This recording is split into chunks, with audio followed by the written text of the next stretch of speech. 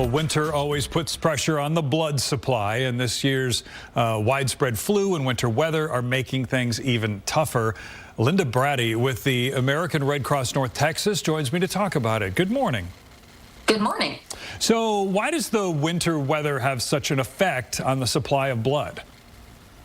Well, every year during winter, during the holiday season, people are traveling, kids are out of school, people are just out of their normal routines, and so our donations decline. This year in particular, flu activity has been exploding all over the country. This is apparently the worst flu season in 20 years. And then we have the winter storm on top of that. So we were already down about 35% on our collections since December. So this just made a bad situation even worse. Does it impact the supply locally when you have a storm like that stretches this one across 40 states?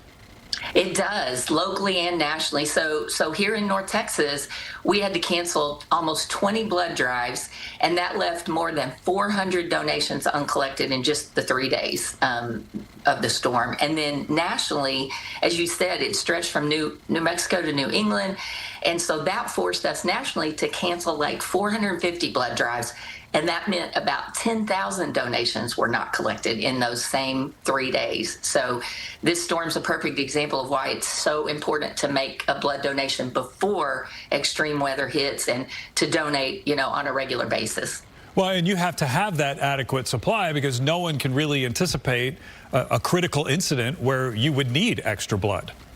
Absolutely. We have a great story right here in North Texas. We have a phenomenal partnership with Dallas Fire Rescue. There was an ER physician actually who recently gave birth, but after she went home, she experienced complications, had to call an ambulance. So she required an emergency blood transfusion in her driveway through this groundbreaking partnership that we have with them. And she absolutely would not have survived if they had not done that.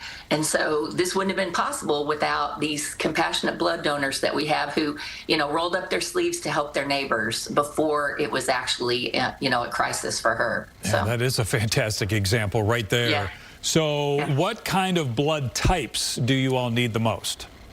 Well, type O is the most common, so O positive is the most common, and it's the most requested from hospitals.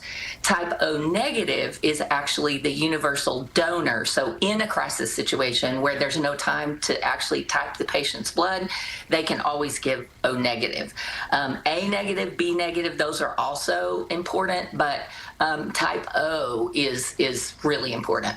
And we want to let folks know that y'all have an incentive going right now for donations, a $20 e-gift card through February 28th. And, of course, we've got a link to the Red Cross and that information on our website, fox4news.com. Linda Brady with the American Red Cross North Texas, thank you so much for your time this morning. Yeah, thanks for helping us get the word out. We appreciate it. All right.